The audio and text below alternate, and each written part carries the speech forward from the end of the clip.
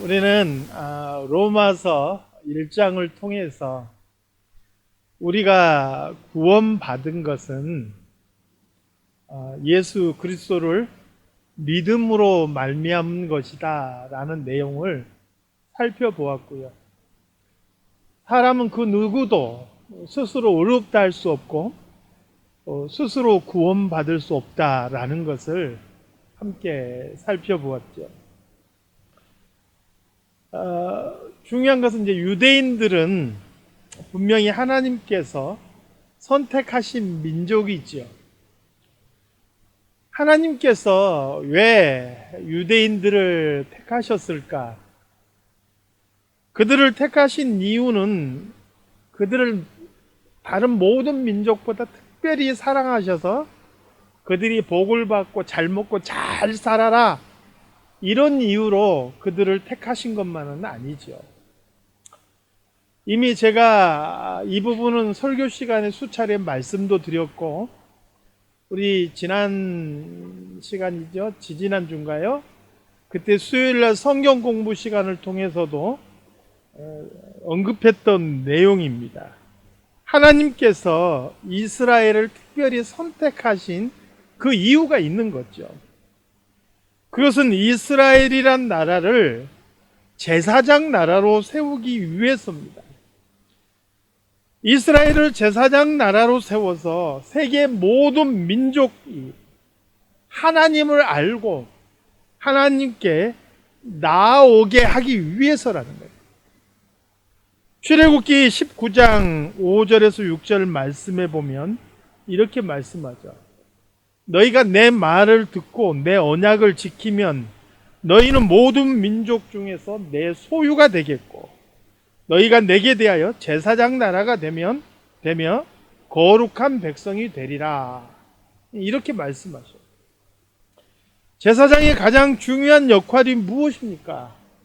백성의 죄를 지고 하나님께 나아가는 거예요. 자기의 생명을 걸고. 그리고 백성과 하나님 사이에 죄로 단절된 그 관계를 다시 회복시키고 하나님과 백성을 화목시키는 역할을 이 제사장이 하는 거예요. 그리고 그것은 바로 장차 이 땅에 오실 예수 그리스도께서 이루실 사역을 상징적으로 보여주는 것이죠. 그런데 하나님께서 이스라엘이란 나라 자체도 이러한 제사장 나라로 세워서 바로 하나님과 모든 이방 민족을 화목하게 하는 그 일을 하게 하시겠다는 거예요.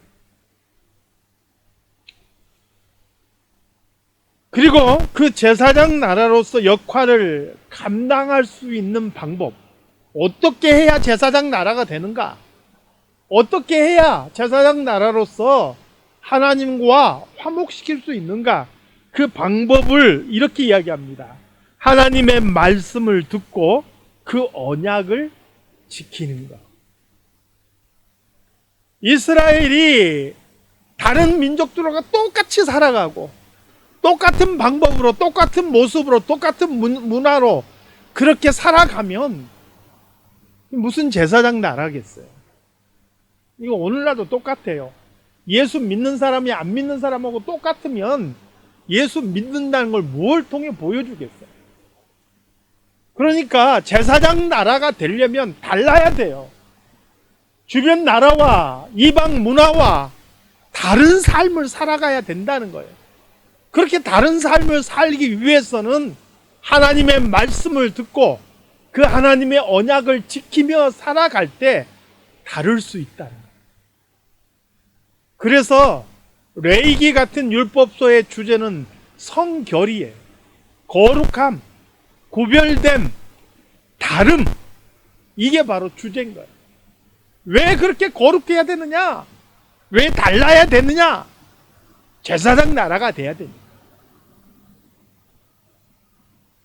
이스라엘이 제대로 하나님의 말씀을 듣고 그 언약을 지키면 그것을 본 주변 민족들이 이스라엘을 통해서 하나님을 알게 되고 하나님께 나아오게 된다 하는 거예요. 오늘날도 똑같습니다. 세상 사람들이 누구를 통해서 하나님을 보느냐? 누구를 통해서 예수 그리스도를 알게 되느냐? 바로 오늘 우리를 통해서, 성도들과 이 땅에 세우신 교회를 통해서 보게 되는 거예요. 우리의 모습을 통해서 하나님을 알게 되는 것이죠. 그러므로 오늘 저와 여러분의 삶도 달라야 돼요. 구별돼야 되고 거룩해야 되는 것이죠. 그런데 시간이라는 것은요, 산천도 변하게 하고요, 사람도 변하게 하죠. 사람의 마음도, 사람의 생각도 변하게 만드는 것 같습니다. 하나님께서 이스라엘 민족을 택하신 그 목적이 있지만, 시간이 지나면서 이스라엘 백성들은 선민이라는 의식만 갖고, 우리는 하나님께서 특별히 택하셨어, 선택하셨어, 선택한 민족이라는 선민 의식만 갖게 되고, 하나님께서 그렇게 택하신 목적은 잊어버리는 그런 나라가 되고 말죠.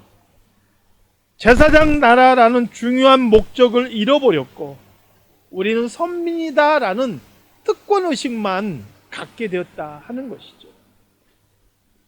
여러분, 자신의 책임과 자신의 사명은 잊어버리고요, 특권 의식만 가진 사람들의 가장 두드러진 특징이 무엇인지 아십니까? 자신만의 잣대를 가지고 남을 평가하고 판단하고 정죄하는 그런 습관이 있다는 거예요. 이것은 사실 유대인뿐만 아니라 오늘 우리들도 잘 생각하셔야 돼요. 내가 누군가를 판단하고 정죄한 습관이 있다 그러면 내 신앙도 살짝 변질되고 있다는 것을 기억하셔야 돼요. 그 판단의 잣대에서 놀랍게도 예외가 있어요. 자기 자신. 그래서 2장 1절 말씀, 로마서 2장 1절 말씀에는 바울은 이렇게 이야기해요. 그러므로 남을 판단하는 사람아, 누구를 막론하고 내가 핑계하지 못할 것은 남을 판단하는 것으로 내가 너를 정죄함이니 판단하는 내가 같은 일을 행함입니다. 자기도 똑같은 일을 행했으면서 다른 사람들을 손가락질하고 판단한다는 거예요. 3절에서도 마찬가지 말씀을 하죠. 이런 일을 행하는 자를 판단하고도 같은 일을 행하는 사람아, 내가 하나님의 심판을 피할 줄로 생각하느냐. 여기서 이런 일이라고 말하는 것은요, 1장에서 언급했던 내용들이죠.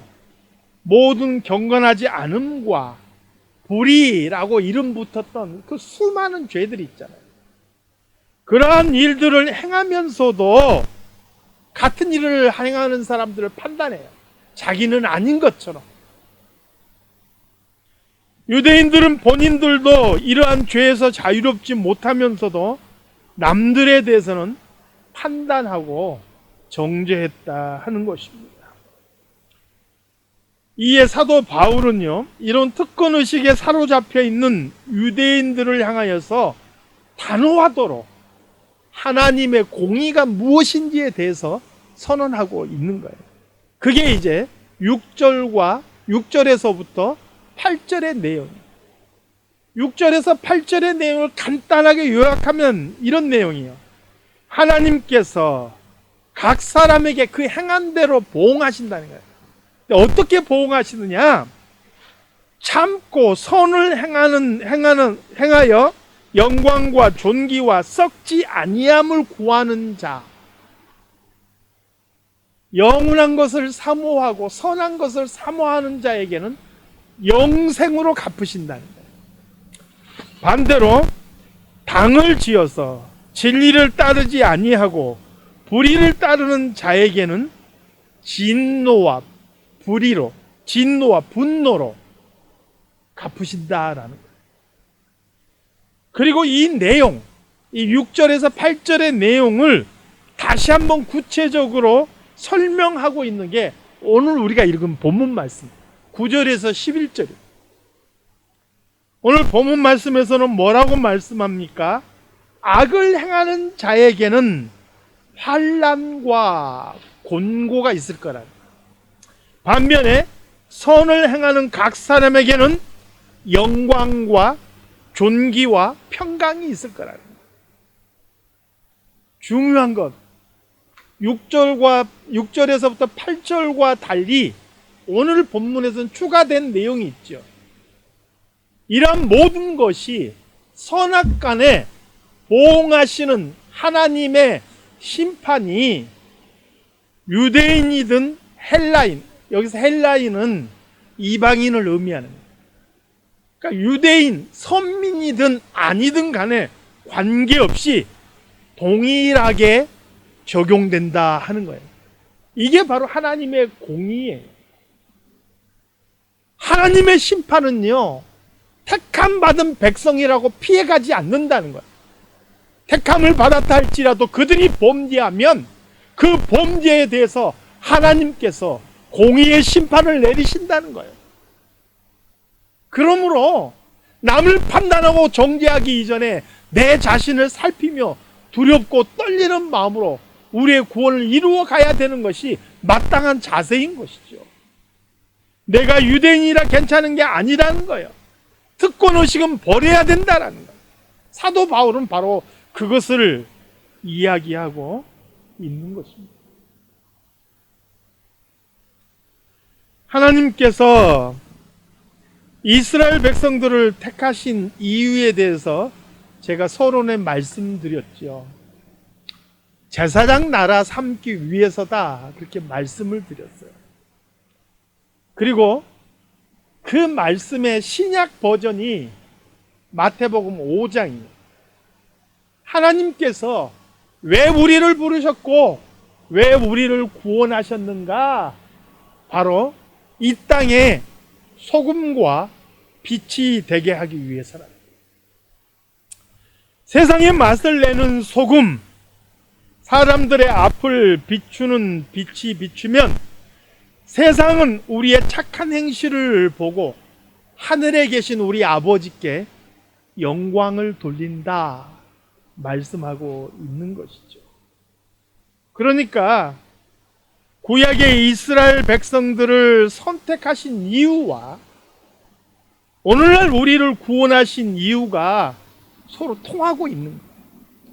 우리 구원받고 잘 먹고 잘 살고 우리 예수 믿는 사람들끼리 알콩달콩 그렇게 살아가라고, 복받고 살아가라고 우리를 구원하고 부르신 게 아니라는 거예요. 우리를 세상의 소금으로 세워서 세상이 살맛 나는 세상이 되게 하시고 우리를 세상의 빛으로 세우셔서 세상을 밝게 비추라고 우리를 부르셨다라는 거예요. 그래서 오늘 사도 바울이 말하고 있는 유대인들의 모습은요, 우리들에게 중요한 경고가 되는 거예요. 반면교사라 그러죠. 반면교사. 좋은 것을 보고 배우게 하는 교사가 아니라 잘못된 모습을 보고 아우, 나는 저러지 않아야지, 저렇게 하면 안 되겠구나, 이렇게 배우게 하는 교사. 유대인들은요, 스스로 선민의식에 사로잡혀서 하나님께서 그들을 부르신 목적은 잊어버리고 이상한 특권의식에 사로잡혀서 남들을 판단하고 정죄하면서도 자신들은 그 죄 속에서 헤어나지를 못하고 있었다.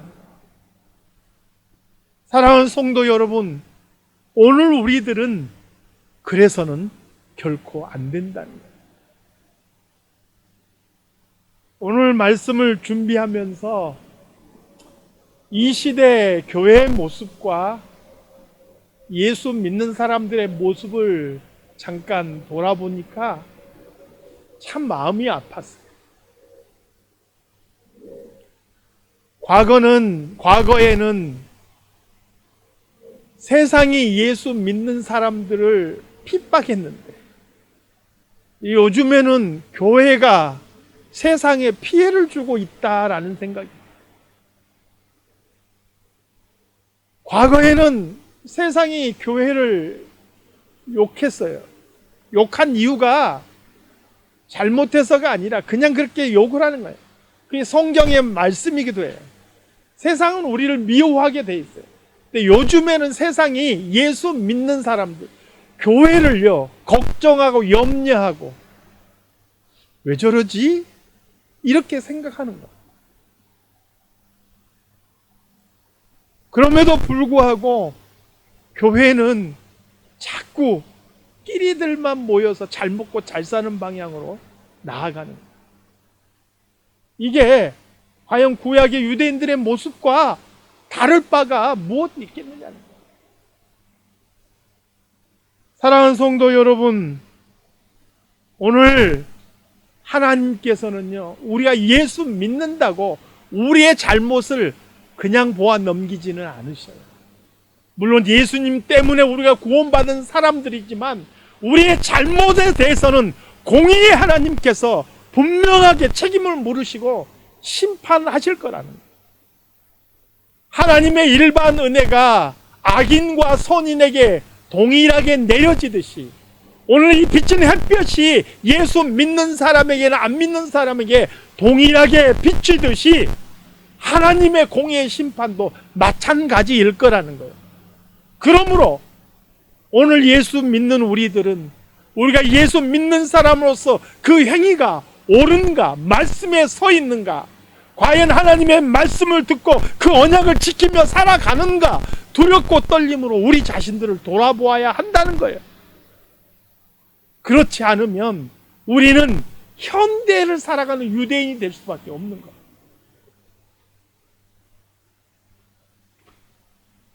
사랑하는 성도 여러분, 성경은 우리에게 지도와 같습니다. 성경을 보면서도 똑같이 잘못된 길로 가는 사람은 어리석은 사람일 수밖에 없는 것이죠. 하나님께서 오늘 이 땅에 우리를 부르신 그 참된 목적을 기억하시고 그 목적대로 하나님의 말씀을 듣고 그 하나님의 언약을 준수하며 세상 속에 아름답게 빛을 비출 수 있는 저와 여러분이 다 되시기를 주님의 이름으로 축원합니다. 하나님 아버지, 유대인이라 하면서도 그 마음에 고집과 회개하지 않는 그런 마음을 가지고 남을 판단하며 정죄했던 그들의 하나님께서 심판하시고 또 하나님께서 선언하신 그런 말씀을 오늘 살펴보았습니다. 이 말씀을 보면서도 우리도 똑같이 잘못된 길로 가지 않게 도와주시옵소서. 너희는 세상의 소금이란 말씀하셨고 너희는 세상의 빛이란 말씀하셨는데 맛을 잃어버린 소금이 되지 않게 주시옵소서. 비추지 못한 빛이 되지 않게 하여 주시옵소서. 우리를 통하여 세상이 하나님을 보게 하시고 우리를 통하여 세상이 예수 그리스도를 보게 하시고 그래서 하늘에 계신 우리 아버지께 영광을 돌릴 수 있는 우리 모든 성도와 우리 사랑 장로교회가 되게 하여 주시옵소서. 거룩하신 예수 그리스도 이름으로 기도드리옵나이다. 아멘.